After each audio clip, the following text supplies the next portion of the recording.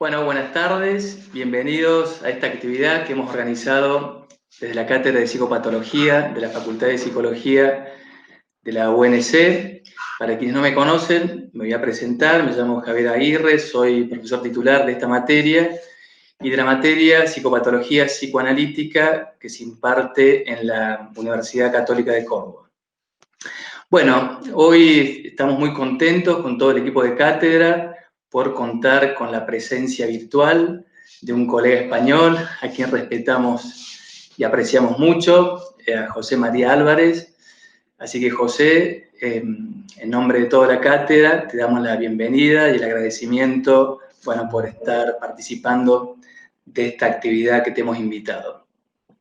La idea de la actividad es conversar un poco con José sobre la clínica de la psicosis, el tratamiento de la psicosis, y particularmente también sobre su último libro publicado, que ha salido en marzo de este año, que se titula Principios de una psicoterapia de la psicosis. No sé si se llega a ver acá, ha salido en marzo de este año, es un libro muy bello, con muchas viñetas clínicas, y bueno, y que condensa gran parte de la trayectoria de José.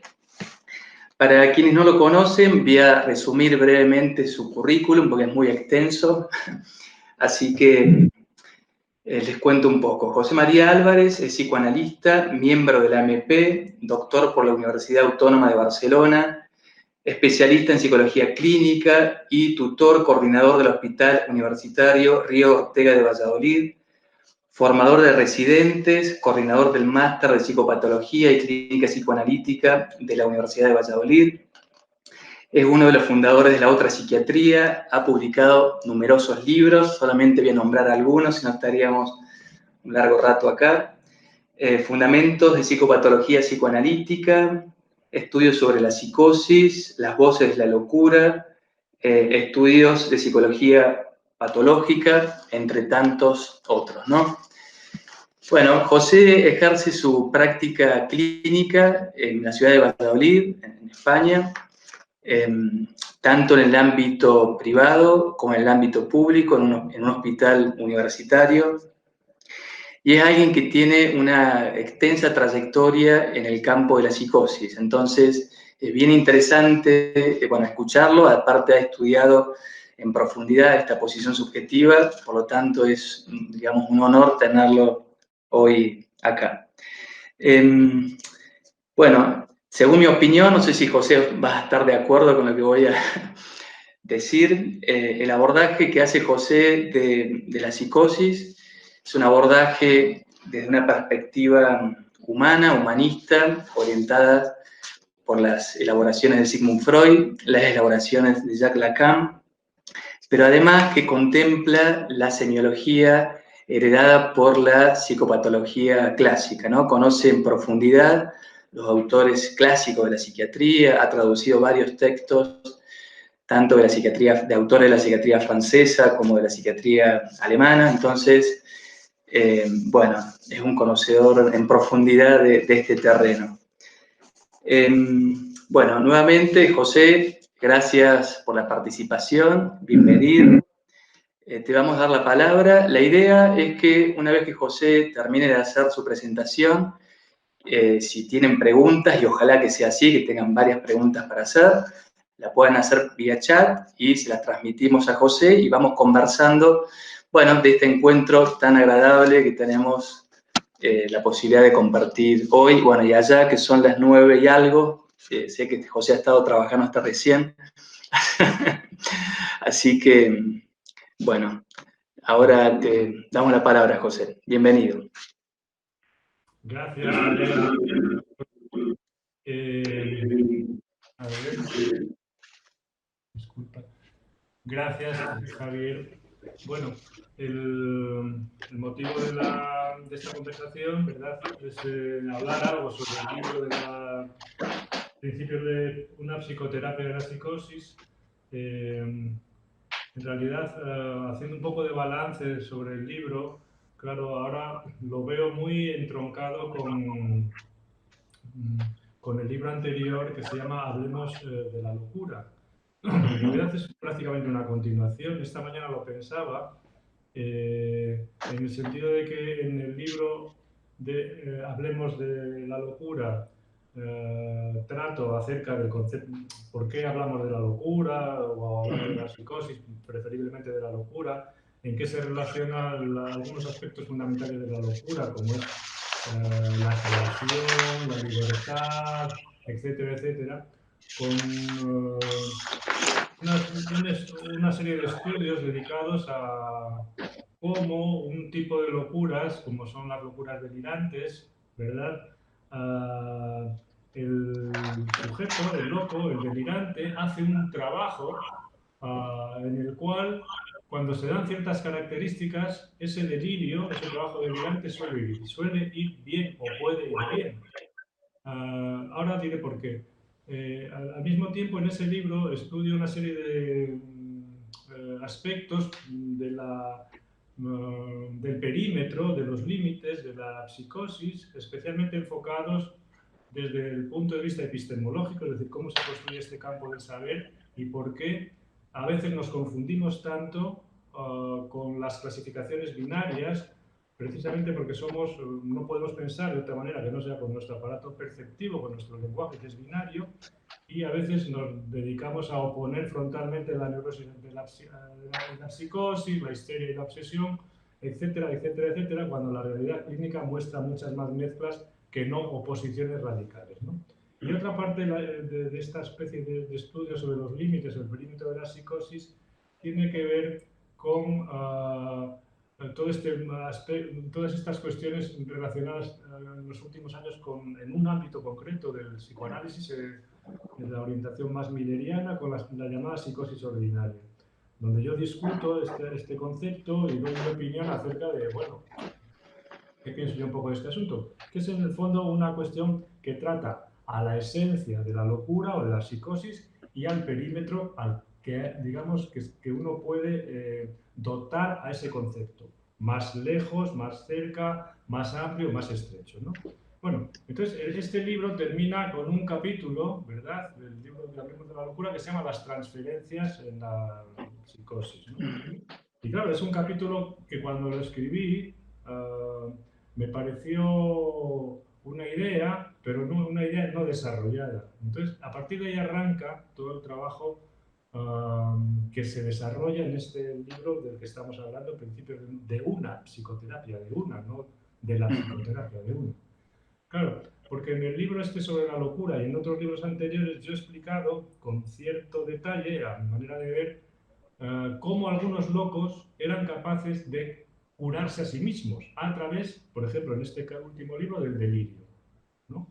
Cuando se da la circunstancia de que un perseguido pasa a una posición megalómana, es decir, cuando cambia de la posición de ser el objeto del goce del otro a ser un sujeto que toma parte en la restauración del orden del mundo, de pronto ese cambio de posición, hay delirios a los que, digamos, se traducen clínicamente en una mejoría. Es el caso de Paul Schreber, por ejemplo, ¿verdad?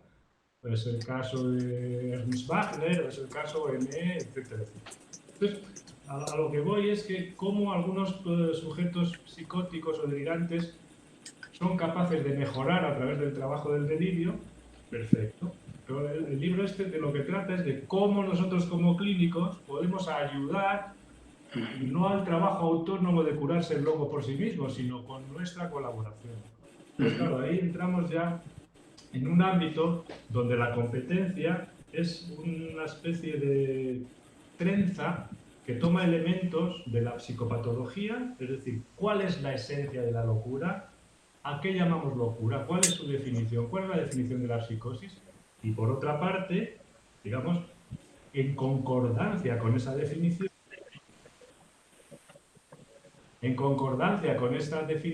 nosotros lo que tenemos que hacer es dar el tratamiento adecuado.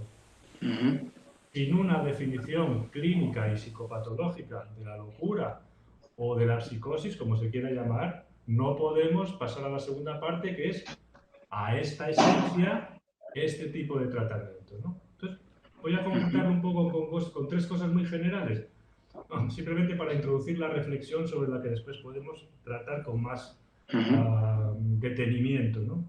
Si nosotros pensamos, por ejemplo, que la locura en su esencia es una defensa de cara al tratamiento de la locura, las preguntas fundamentales son muy sencillas. Por tomar una fórmula de Freud, que a su vez había tomado de Leonardo da Vinci, ¿qué hacemos con un loco? Freud no habla en estos términos, pero ¿qué hacemos? ¿Lo desvestimos o lo vestimos? Per vía de porre, per vía de levare, ¿no? Es decir, ¿le mantenemos la defensa o se la quitamos? Esto es Freud, no es sentido común, ¿no? Si tomamos los términos de alguien que ya se dedicó específicamente al tratamiento de la psicosis, con psicóticos enfermos, no con psicóticos de medio pelo, como Paul Federer lo dice muy claramente en el libro sobre la psicosis. Dice, ¿qué hacemos? ¿Les levantamos la represión o incluso fortalecemos una re-represión, dice? ¿No? Si queréis unos términos más recientes de Miller, ¿no? ¿Perturbamos la defensa o no la perturbamos? Si pensamos la locura es una defensa, ¿qué hacemos con la defensa? Porque de eso va a depender el tratamiento. Esa es la primera cuestión. La segunda cuestión es un tratamiento anímico, el psicoanálisis, la psicoterapia, si se me permite, ¿sí? Se basa esencialmente, cuando hablo de la psicoterapia me refiero a la psicoterapia de la psicosis, no hablamos simplemente de psicoanálisis, cuando hablamos de sujetos que no están muy locos. Se basa naturalmente en la transferencia, en la relación transferencial y en el buen uso o en el uso adecuado de la palabra, principalmente. Entonces, claro, en estos casos ya nos encontramos con respecto a la transferencia. ¿Hay o no hay transferencia? Bueno, pues para Freud no lo tenía tan claro. Y sin embargo, yo esta tarde hablaba con una colega de Buenos Aires, en la supervisión de un caso, decía, no hay nada más potente que la transferencia de la psicosis. Mucho más que en la neurosis. Porque con este paciente del que estamos hablando te vas a jubilar. No te vas a soltar ya nunca. Pero bueno, ¿y en qué se basa la transferencia de la psicosis? ¿No? Si cuesta tanto la relación, el vínculo, el lazo social, está fuera del discurso, todas estas cosas que... Bueno, entonces, ¿en qué se basa? Bueno, yo en el libro este lo que propongo es que eso tiene mucho que ver con esa soledad real, son palabras de Frida Fromm-Reichmann, ¿verdad? Soledad real, que hace que el loco, en esa soledad buscada por una parte, conseguida, pero también como límite total, como imposibilidad de salir de ahí, cuando encuentra a alguien que le tiende la mano, ya no la suelta. Si uno sabe hacerle el gesto adecuado. El uso de la palabra, ¿verdad? Que es la gran potencia del psicoanálisis. La diferencia, claro, toda la cuestión es, ¿y qué hacemos y qué callamos? ¿Qué le decimos a un loco? Estamos hablando de papá y mamá, nos interesan las cosas oscuras que ha vivido en su infancia, o le dejamos tranquilo con esas cosas y vamos a usar la palabra casi como guía, como orientación, ¿le interpretamos o no le interpretamos? Es decir, en cosas tan sencillas como si consideramos que el loco se relaciona o no tal, ¿cómo deriva de ahí el tratamiento? Si consideramos que la locura es una defensa, ¿qué hacemos con esa defensa? Y por último, es evidente que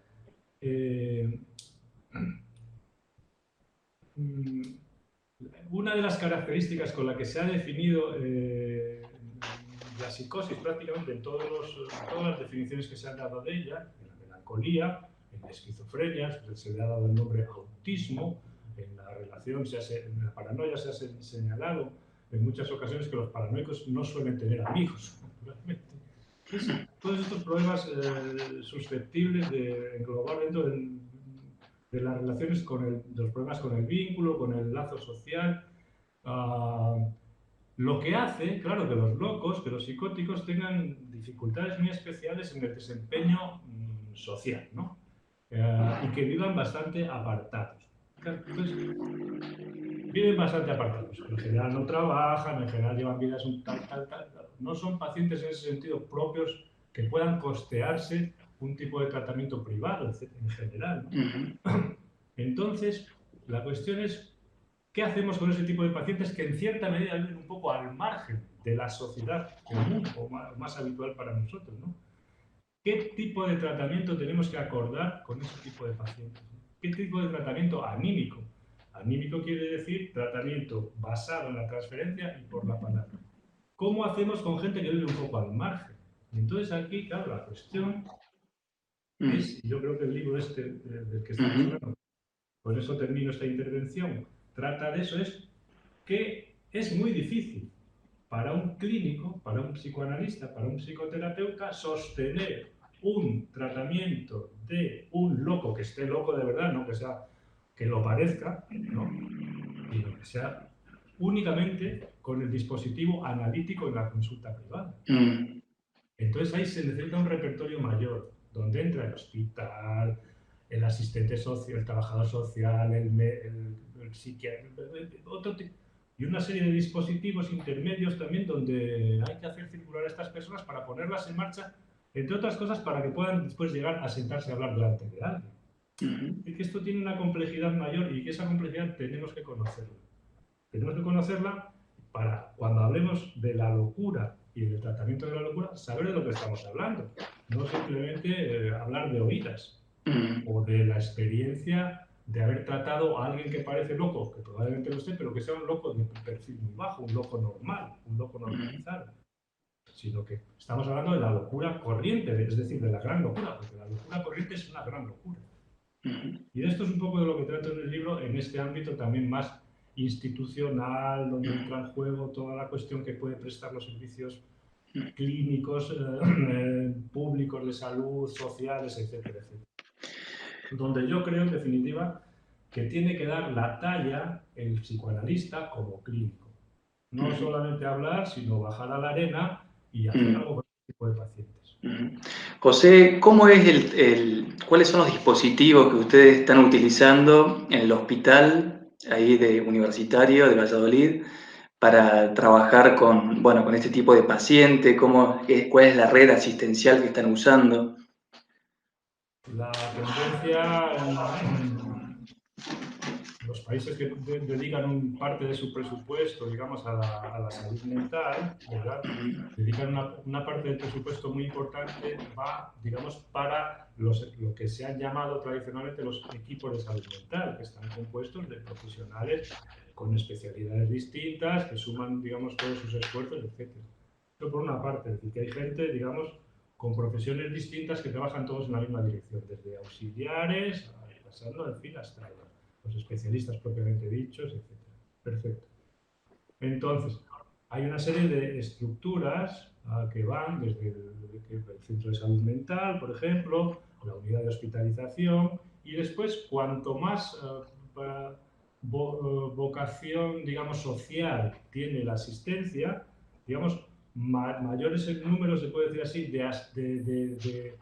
de personal que está alrededor y de instancias, de unidades que están alrededor del loco para, digamos, incorporarlo o que no se desabone demasiado de la sociedad, ¿no? Pues ahí hay, claro, hay un trabajo muy grande con unidades de rehabilitación, se llamaban antes, unidades comunitarias, bueno, hay muchas cosas. Es decir, para que os hagáis, los que trabajan en este tipo de cosas, más o menos ya se hacen una idea, o nos hacemos una idea, ¿no? En otros lugares donde esto no existe, este tipo de muy tupido de estructuras intermedias, acá está el manicomio y el consultorio de neuropsiquiatría. Entonces, entre estas dos cosas, claro, si tú tienes una red muy tupida de estructura y de asistencia, que cuando alguien empieza a levantarse del suelo porque tiene una crisis, rápidamente está allí alguien que le conoce, el especialista, la enfermera o quien sea, y habla con él, lo lleva, lo trae, pum, pum, pum, pum, en general se evitan muchas crisis y sobre todo muchas hospitalizaciones. Tanto es así que prácticamente la unidad, en concreto la nuestra del hospital, no sé si no se cerrará cualquier día, porque cada vez hay menos ingresos. Y ahora, porque hay toda esta red. Con esta situación de la pandemia, donde bueno, toda la cuestión del trabajo, digamos, personal, en el sentido de en un mismo lugar físico se ha modificado, ¿cómo están trabajando ustedes con los pacientes psicóticos o con ese diagnóstico desde el hospital? Digamos, ¿hacen tratamientos digamos, virtuales, asistenciales, van al hospital los pacientes? ¿Cómo es la práctica que están llevando a cabo ahora? Pues hombre, en la época más cruda en la época más cruda del confinamiento, se atendía en presencia solamente a algunos casos que requerían esa presencia. Cuando había una crisis o había que hospitalizar a alguien, entonces se hospitalizaban a muy pocas personas, la verdad, y se hacían hospitalizaciones a domicilio, como se siguen haciendo, es decir, que el paciente venía a su casa y era atendido por la persona que estuviera a su cargo, que iba a su casa, lo veía, hablaba con él, y tenía visitas periódicas y continuas, estaba un poco al cargo también de la familia o de las personas que vivieron allí. Bueno, así se evitaron muchas hospitalizaciones porque el hospital se convirtió también en un foco, digamos, de un cierto peligro infeccioso, ¿no? Entonces, pero hay que tener en cuenta, contra lo que a veces se piensa, que, joder, que en la época esta del encierro, del confinamiento, los locos se pondrían mucho peor. Y no es así. Pero los que se han puesto peor con el encierro han sido dos tipos de pacientes.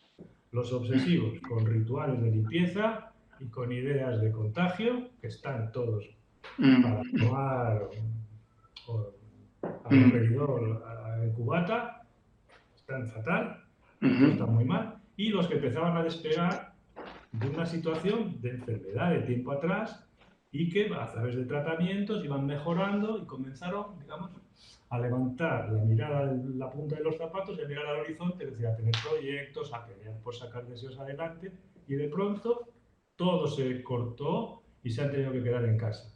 Aquel proyecto de relación, abajo. Aquel proyecto de trabajo, abajo. Estos son los que más lo han sentido. Los locos de remate, que mira, a mí no me saques de casa, mucho mejor así, me ha venido fenomenal. Bueno, no tengo que explicarle a mi mujer o a mi marido que me saque de casa, yo aquí estoy muy bien, y el problema lo voy a tener cuando tenga que salir. Pues bueno, es verdad que han empezado a tener problemas, no en el autobús o no en la calle cuando van, porque si les miran mal, sino por los vecinos, naturalmente. Ya no, el virus no es capaz de reducirla. Pero, digamos, los problemas se han concretado más en ese malestar prácticamente con los vecinos. Pero esos no son los que peor lo han llevado, ¿eh? Entonces tampoco se han roto como para tener que hacer un campamento psiquiátrico a mayores. José, ¿qué opinás vos sobre qué puede esperar, digamos, un paciente psicótico de un psicoanalista? Bueno, considerando tu experiencia, toda tu trayectoria y tu... Pues tratarlo, a ver, la respuesta quizás esté muy manida, pero no, yo creo que de un psicoanalista, yo espero también, yo creo que el psicoanalista está en lo más alto, se puede decir así, del escalafón clínico, ¿no? Es decir, que el psicoanalista tiene que saber hacer psicoanálisis y tiene que saber hacer otras muchas cosas. Si los psicoanalistas solo saben hacer psicoanálisis, no, pero digamos, un psicoanalista con un psicótico tiene que saber tratarlo en su singularidad y conocer bien qué le desequilibra y qué le equilibra e incluso adoptar el papel que conviene al tratamiento en ese caso concreto, en esa situación. Porque si tiene un apoyo y un repertorio, una cobertura familiar, médica, psicológica, tal, puede limitarse más bien a hacer un trabajo más, se puede decir así, analítico. Pero si no, tiene que hacer toda esa red él, porque está desasistido médicamente, social, psicológico, y lo tiene que organizar el todo. Es decir, que yo de un psicoanalista espero muchas cosas, por lo menos que sea sensato, ¿no? Y que sepa darle a cada uno lo que le conviene en el momento que le conviene. Lo pongo, se puede decir así, en la cresta, se puede decir así, de la ola de la clínica. Tiene que saber jugar todas esas cartas, en mi opinión. En tu libro, que lo leí con mucho entusiasmo, me gustó mucho tu último libro, enfatizas mucho, por un lado, la idea de la locura como una defensa, ¿no? Como trabajas mucho esa tesis, Y además, insistís mucho en la cuestión de la transferencia en la psicosis, ¿no? Que es algo con lo cual empezaste la conversación y la charla, ¿no? Digo, porque es todo un asunto, como decías vos hace un comienzo, al inicio de tu presentación, bueno, que hay como todo un debate, ¿no? Como decía, Freud terminó sosteniendo de que en el caso de la psicosis no hay transferencia posible, y bueno, y después aparece, incluso vos lo decís muy bien en tu libro, ya en la misma época de Freud ya había producciones que contradecían esa tesis de él, ¿no?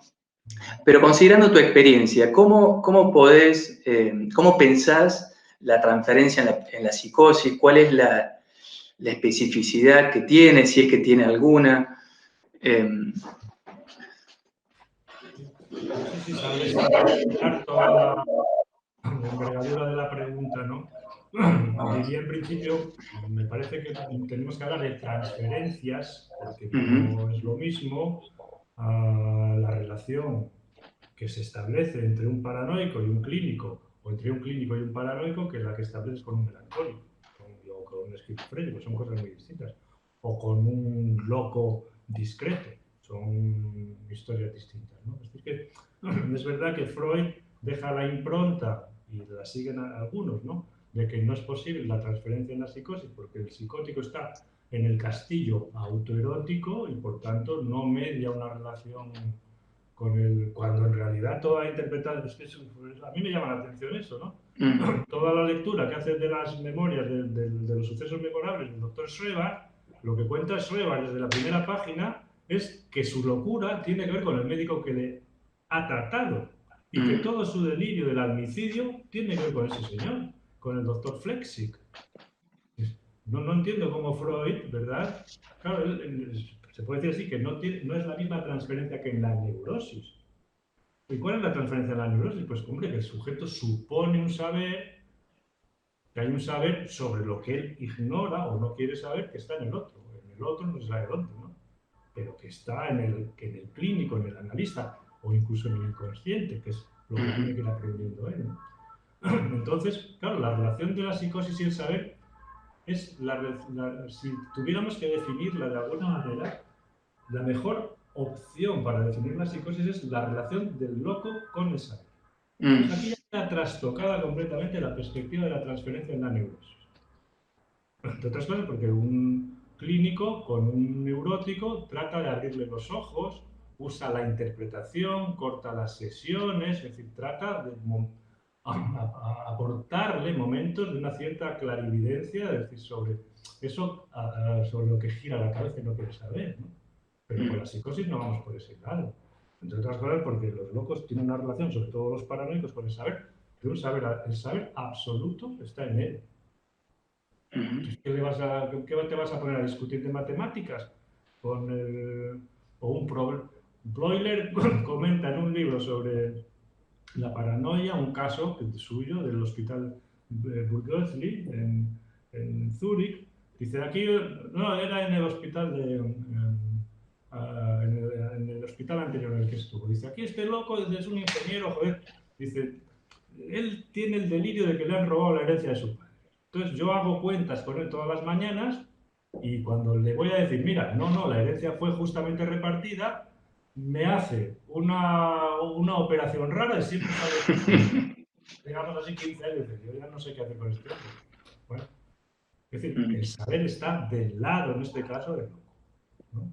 ¿Cómo le vas a convencer? No le puedes convencer. ¿Por qué no le puedes convencer? Pues porque el saber del loco no viene por obra y gracia de estudiar y echar horas de codo, sino que viene por la gracia de la revelación, del momento fecundo, de la intuición. Entonces eso es irrebatible desde el punto de vista de la razón. Razón es peccata minuta comparado con la revelación. Entonces eso es una relación con el saber intensísima, absoluta, donde entra en juego también la verdad y todo. La verdad y el saber no es lo mismo, pero bueno, pero es, digamos, el acercarse a esa verdad absoluta a través de ese saber que sí es absoluto, ¿no? Eso es lo que se llama comúnmente la certeza, ¿no? Bueno, perfecto. Entonces, con este tipo de personas no hay que ir por ese lado, naturalmente. Eso es que la transferencia no tiene tanto que ver en ese sentido con esa falta de saber y ese reconocimiento del saber, un saber en un sujeto supuesto al saber, que puede ser el clínico y que después es la relación simplemente con el bla, bla, bla y el acceso a un discurso distinto a un inconsciente, ¿no? Pero con la psicosis, claro, eso no va así. ¿Dónde está la quinta esencia? Pues yo creo que la quinta esencia de la transferencia de la psicosis está en la soledad. Por lo menos es lo que yo veo. O sea que van al centro de salud, no hay Dios que les aguante, la mujer está hasta el gorro, el marido está hasta las narices, los hijos no saben ni qué hacer con él. Montan unos pollos tremendos. ¿Qué hacen? Cuando encuentran a alguien que aguanta el tirón, sí, esta es la cuestión. Entonces, esto en los paranoicos, que todavía se relacionan un poco, pero los esquizofrénicos que no se relacionan nada, o mucho menos aún. Entonces, cuando encuentran a alguien con quien que se sienta a su lado, que puede estar a su lado, que los acompaña, que les dice hola o tal, claro, consentir a esa relación sin ponerse muy paranoico, hay que saber hacerlo, ¿verdad? Pero también es el pequeño lazo, vínculo. Mira, Carolina Cuad lo explica muy bien en un libro que va a publicar ahora, y estoy de acuerdo con ella cuando se dice muchas veces que el psicótico está fuera del lazo social. Bueno, tiene otro tipo de lazos. La folía B, al fin y al cabo, ¿qué es? Y la transferencia de la psicosis no es acaso un tipo de vínculo. No, no, es otra cosa. No tiene que ver con nuestras relaciones, con nuestras parejas, o nuestras familias, o nuestros analistas, o lo que sea. Es otra manera, pero una manera muy consistente. Entonces yo te diría que hay transferencias distintas, relaciones distintas, dependiendo del sujeto en qué polo de la psicosis esté situado, ¿no? Y por otra parte, esa transferencia, si hubiera que vincularla con algo, es decir, asentarla en algo, yo la asentaría más que en relación a la falta de saber o al saber, en la soledad. A lo mejor dentro de 10 años te digo otra cosa, pero ahora lo veo así. Esa idea la trabajás mucho, ¿no? En tu libro, en tu último libro, la cuestión de la soledad en la psicosis. A mí me pareció bien interesante porque de algún modo refleja, digamos, la existencia, ¿no? De muchos psicóticos, que vos recién lo describías muy bien. Pero bueno, tampoco es una idea que la había encontrado en la literatura, ¿no? Es decir, en la literatura sobre psicosis.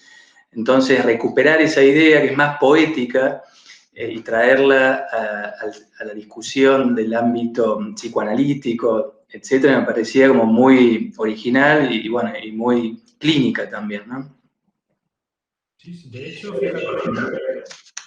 fíjate, Javier, que cuando se define la psicosis, sobre todo la parte esta más esquizofrénica, que es la que algunos únicamente ven esa parte de la psicosis, con uno u otro concepto siempre se está hablando de la soledad esencial.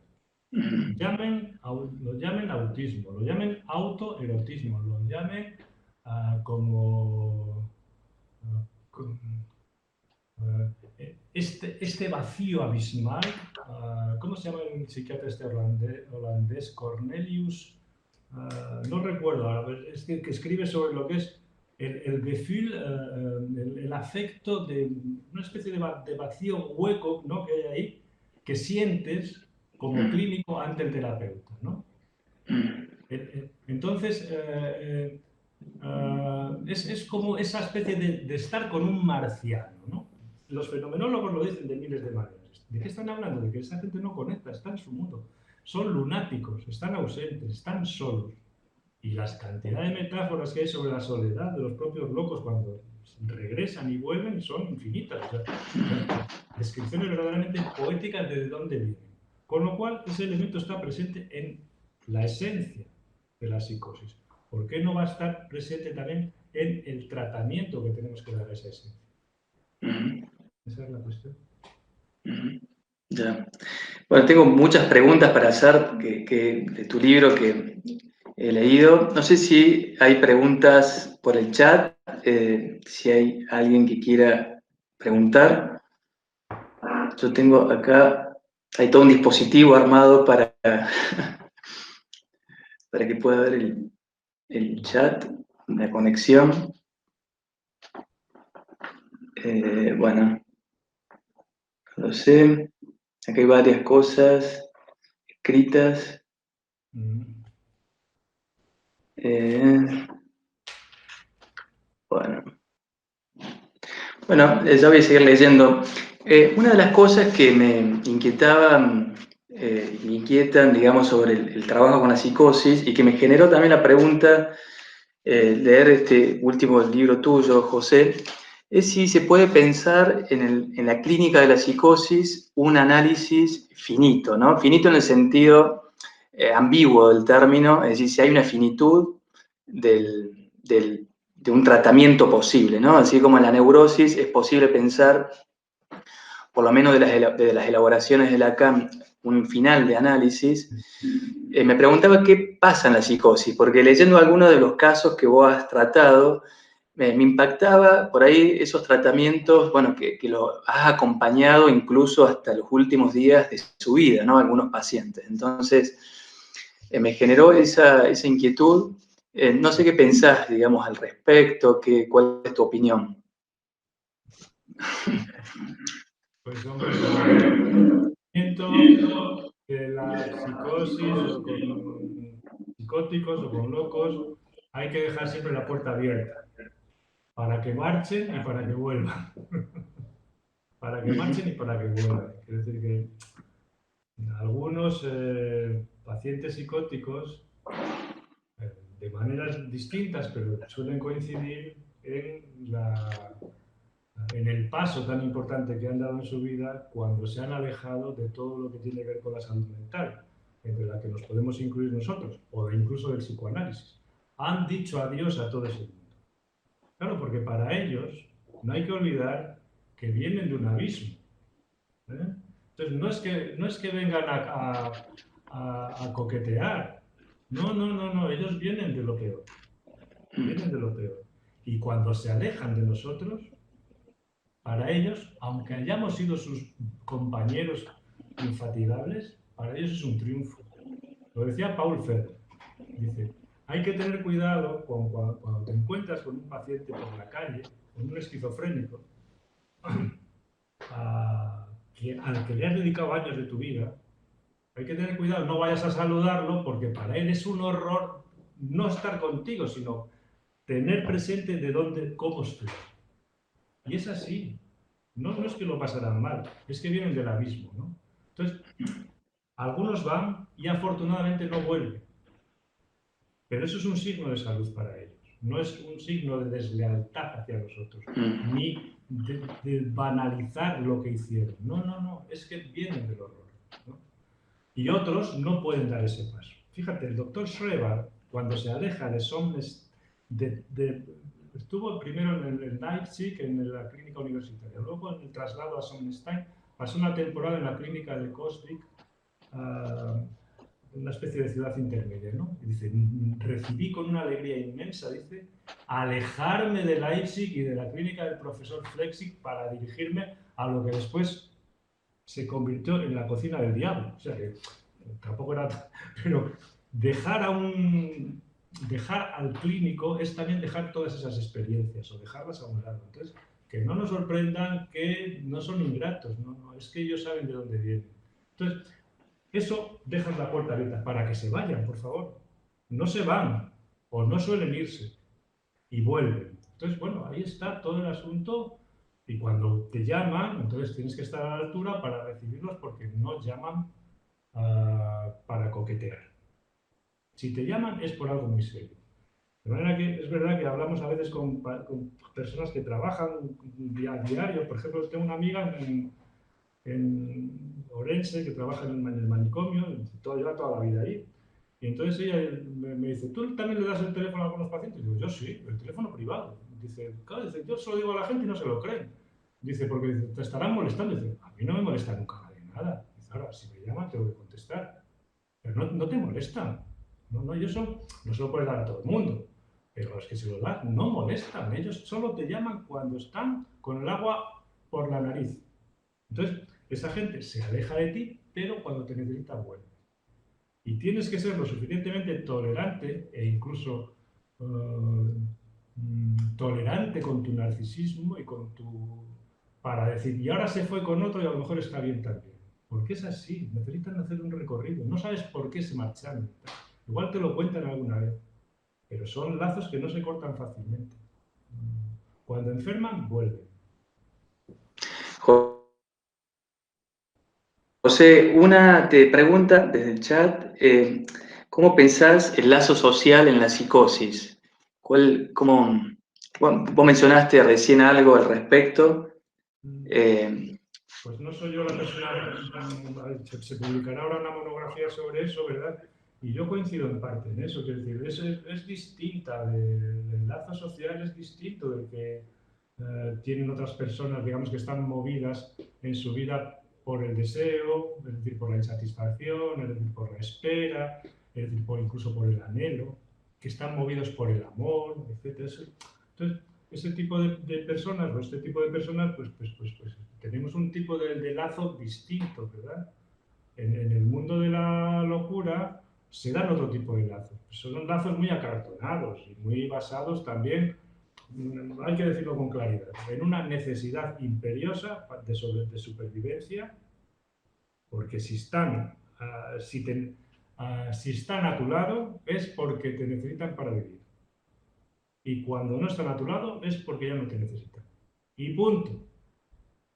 Y cuando se lo han podido montar de otra manera y no te necesitan, se van y hacen bien. Te necesitan porque si no, no pueden vivir. Punto. Entonces, los lazos son acartonados, es decir, son como muy rígidos, ¿no? Pero son sobre todo lazos, digamos, de una dureza que no admite flexibilidad. No sé, no recuerdo ahora qué tipo. No tienen ductibilidad, no. Es la erotomanía, es la folía es ese tipo de vínculos, ¿no? El par del terapeuta y el paranoico, el par del delirio, el que contrapesa, el que te usa para decir no mato a nadie porque si no te voy a causar una desgracia a ti.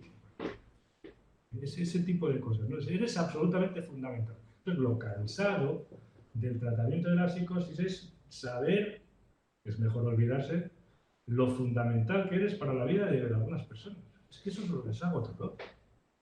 Por lo menos a mí me agota, ¿no? ¿Sabes? Entonces, son relaciones muy sólidas, muy intensas y sobre todo muy poco dúctiles. Todo lo contrario que la histeria, para decirlo de una manera muy sencilla.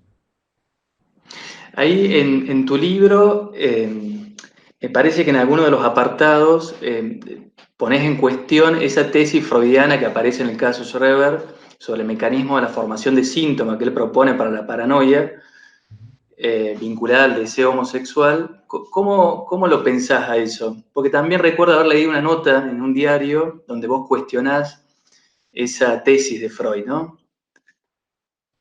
Pero yo creo que eso no tiene ni pies ni cabeza, ¿verdad? O sea, eso se ha dicho en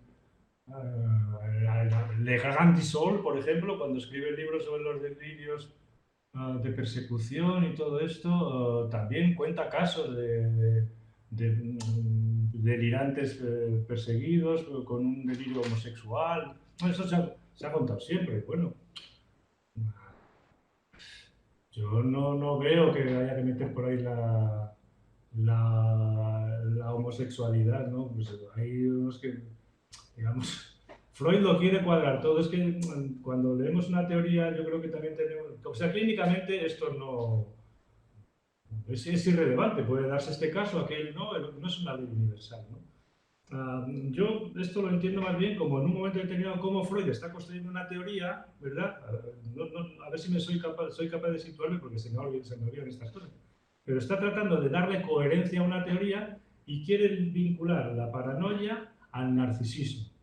No al autoerotismo, que tenía más que ver con la esquizofrenia, si no recuerdo mal del desarrollo que él hace. Si lo vincula con el narcisismo, rápidamente está la homosexualidad ahí. Con lo cual, él deduce rápidamente que de lo que huye es de este empuje homosexual, ¿no? Entonces, la interpretación que hace de la relación con el profesor Flechsig, con el médico, es por ese lado, ¿no? El problema de Schreber no era ese, era que no podía tener hijos, que no consiguió tener hijos. Que Freud lo dice en un momento determinado. Pero eso es mucho más importante para Paul Schoeber que la cuestión de la homosexualidad. ¿Por qué su delirio es convertirse en una mujer y procrear una nueva raza? ¿No tiene que ver eso acaso con que tuvo su mujer 7 u 8 abortos y no consiguió nunca alumbrar? Y lo dice el doctor Schoeber en las memorias. Dice, mi felicidad solo se ha visto mitigada, afectada por el hecho, dice, profesionalmente he ascendido a lo más alto de la magistratura. Dice, solo mi vida se ha visto tal, dice, por no poder realizar el deseo de tener un hijo. ¿Eh? Eso sí me parece más importante a mí, que no la otra interpretación que es un poco sacada por los pelos. No estoy criticando con esto a Freud, yo admiro profundamente a Freud, pero parece que en eso Sí. no le cuadraban las cosas y lo forzó de esa manera. Las teorías se fuerzan a veces, más de lo que... Otra cosa que me llamó mucho la atención de tu libro, que acá lo tengo en mano, lo estoy leyendo, vos planteas, tomás la posición del psicoanalista en relación a la psicosis, esa posición que Lacan critica de Falret, ¿no? El secretario del alienado. Y después mencionás que otra posición posible es del contrapeso, ¿no? Una posición para el tratamiento o la dirección de la cura con un paciente psicótico sería esto que vos proponés como el contrapeso. ¿A qué te referís con eso? ¿Podés, explayarte un poco en esa idea? A ver, hay varias posiciones que nosotros podemos adoptar y varias posiciones más o menos estandarizadas que el loco nos asigna. Él nos asigna unas posiciones y nosotros podemos adoptar otras, ¿verdad? Por ejemplo, se puede adoptar la posición de secretario del alienado. Esto es una fórmula que aparece en los escritos de Jean-Pierre Farré, ¿no? Y que se comentaba mucho en esa época. Dice Farré, no seáis tan gañanes, por Dios, de querer con un delirante actuar como secretarios. Es decir, los que toman nota y dan fe de eso, dice, porque los locos están en el error. Entonces no gastemos tiempo con esas cosas. Están en el error. El delirio es un error. Bueno, Lacan, que conocía toda esa tradición, porque viene de las mejores escuelas de psicopatología francesa, pues conoce esas fórmulas. Dice, hay que adoptar o actuar en la posición de secretario del alienado, todo lo contrario que se decía antes. Bueno, es verdad. Un secretario es alguien que no toma partido, simplemente es testigo y toma nota, es decir, que se preocupa mucho de escuchar con atención y avala incluso que alguien ha hecho tal cosa o tal otra, pero él no corrige. Una posición, se puede decir así, más es respetuosa, presente, pero pasiva. Bueno, pues, lo podemos ver tal como yo entiendo esta posición, con algunos que no tomas la iniciativa ni dices ni nada de eso, simplemente estás presente, que eso ya es mucho, aguantas el tirón de la angustia del loco, que es muchísimo, y tomas en serio, es decir, tomas nota y tomas en serio lo que dice, que eso ya es. Aquí ya habría mucha gente de nuestros compañeros que ya no podrían estar ni siquiera en esta posición, que es la más floja, se puede decir así, en el tratamiento de la psicosis, o que con algunos va bien, pero con otros hay que ser un poquito más activo. ¿Vale? Más activo es el contrapeso, es decir, que en momentos determinados tienes que actuar para limitar los excesos. La psicosis, ¿qué es la psicosis? El exceso. Ya está. El exceso de goce, de saber, de este tipo de cosas. Bueno, ese tipo de exceso hay que limitarlo. Entonces, puedes llegar ahí de muchas maneras. Mira, que te estás ingresado y que te den por el culo, joder, que no puedes salir ahora, que no eres dueño de ti mismo. Punto. O puedes decir, dejarte, se puede decir así, meterte en el delirio y constituir una figura, una especie de cara buena del otro malvado, que todos los paranoicos la necesitan. ¿Qué es el caso M sin la figura del príncipe de Gales? No es que sea una erotomanía delirante, no tiene nada de erotomanía de mí, es una perseguida y punto. Pero necesita que haya alguien dentro de la maldad esencial del otro que no sea tan hijo puta. Entonces, coge a la figura del príncipe de Gales. Bueno, lo escribe, lo escribe, lo escribe. Cuando el príncipe de Gales se sustrae, ya no acusa recibo, la cosa se complica mucho. Pues ya es solo maldad lo que hay, ¿no? Pero podemos coger esa otra parte, que es una necesidad de equilibrio del propio paranoico en este caso, donde uno puede entrar, digamos, como alguien que pone unos ciertos límites, una especie de contrabalancea la maldad esencial del otro, pues con una especie de, bueno, una figura más benévola. Eso está en la propia estructura de la psicosis y por tanto nos suelen dar ese lugar y nosotros podemos incluso, ¿cómo decirlo?, buscarlo y fomentarlo. Esto va bien con los delirios en general, sí. Lo que pasa es que no todos los locos deliran, entonces... Y otros locos deliran, como los melancólicos, y el delirio es muy pernicioso. Entonces... Te voy a leer algunas preguntas que hay acá en el chat. Sí, sí, sí. Si estás de acuerdo, estamos con pocos minutos, pero vamos a aprovechar hasta el último minuto.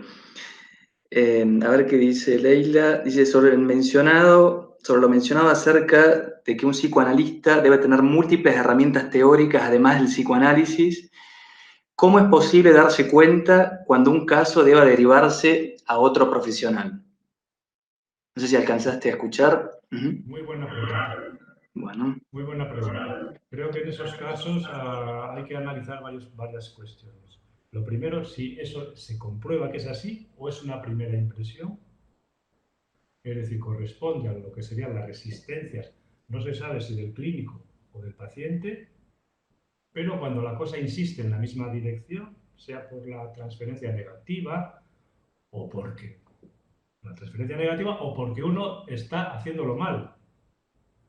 Yo me equivoco muchas veces, la verdad, es verdad. Entonces, a veces es mejor decir, por aquí, lo he enfocado mal. He ido, digamos, a torpedearle siempre en la línea de flotación.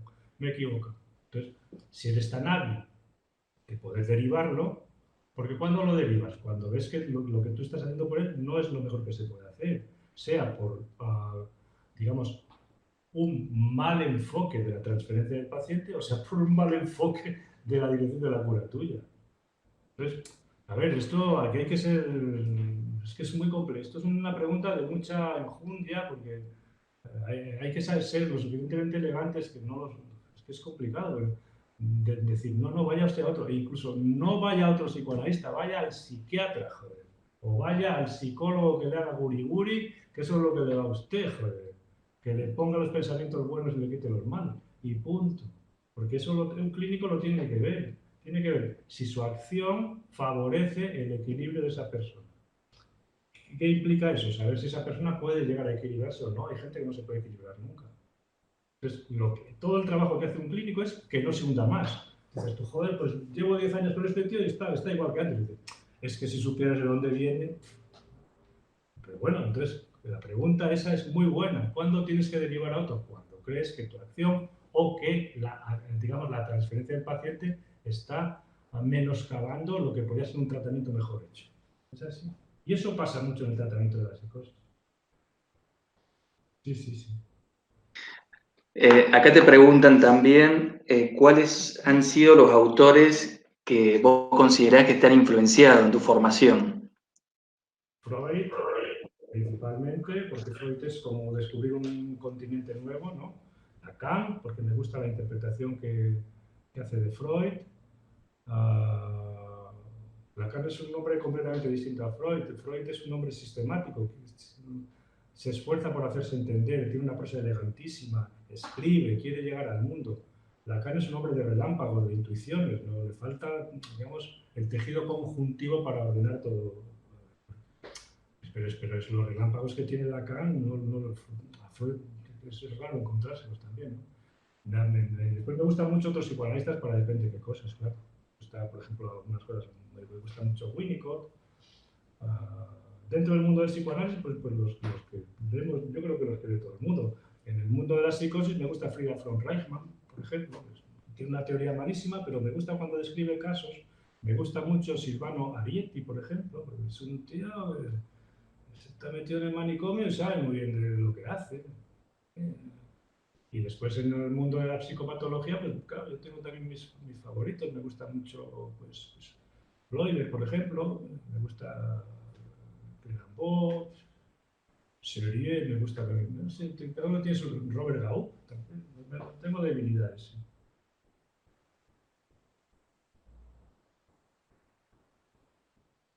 Te leo una pregunta más y ya te dejamos libre, José. A ver, porque hay varias acá. Bueno, algunas de las preguntas están referidas, por ejemplo, acá, Vanina, la pregunta como muy ligada a la práctica, ¿no? Dice, ¿cómo es una primera sesión con un sujeto psicótico si ellos deciden ir por voluntad propia? ¿No? Es decir, si la consulta, la demanda, viene del paciente o es una consulta que venga de un tercero, ¿no? Según tu experiencia, ¿cómo lo has escuchado? Normalmente los pacientes psicóticos, lo más habitual es que no vengan por voluntad propia. Vienen siempre empujados de una u otra manera por la familia, por las personas que viven con ellos o por algún colega que le dice no. En general no vienen por voluntad propia. Entonces, ¿qué se hace ahí? Esto ya es que es un poco complicado. No viene no es el sujeto supuesto al saber, a ellos les importa hacerse narices y tal. ¿Qué tienes que hacer? Pues tienes que hacer todo lo posible para que vuelvan al día siguiente. ¿Y al día siguiente qué haces? Pues todo lo posible para que vuelvan al día siguiente. Y así hasta que cuaja y algo. ¿Qué es hacer todo lo posible para que vuelvan al día siguiente? Ay, amigo, pues hablar de fútbol, decir que qué bien que se ha ido Messi del Barcelona o qué mal que se ha ido Messi del Barcelona. Depende de lo que convenga. Hacerse el tonto, hacerse menos tonto. Tú tienes que saber rápidamente por dónde lo van a enfocar. Normalmente, si trabajas en un servicio público, está por medio la cuestión de que no quieren tomar medicamentos, o que hay un papel del juez, o que tienen una denuncia de no sé qué, o tal. Bueno, pues tienes que ir capeando esas cosas. Pero en general, tú tienes que ir creando una relación.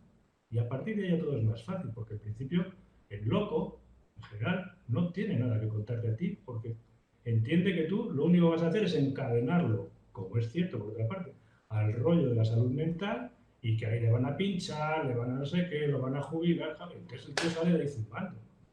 Y con esa animadversión justificada por otra parte, inicial, ¿qué haces?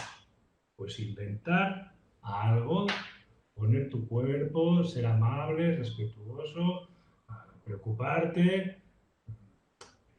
este tipo de cosas para que vuelva al día siguiente. Y vuelva al día siguiente, y vuelva al día siguiente. De pronto un día dice, ya tengo un paciente para toda la vida.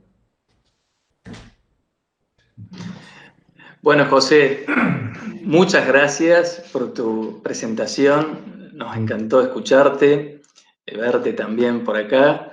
Ha sido muy amable. Esperemos encontrarnos nuevamente pronto. Y espero bueno. que la próxima vez que vengas no nos pille la pandemia esta, porque me acuerdo perfectamente que viniste y rápidamente empezaron a sonar los claritos. Sí. Tu familia Ojalá sea distinta el próximo viaje. Bueno, muy amable y hasta pronto. Gracias por tu presentación. Fue muy agradable escucharte. Chau, chau. Bueno, chau a todos. Hasta pronto. Adiós.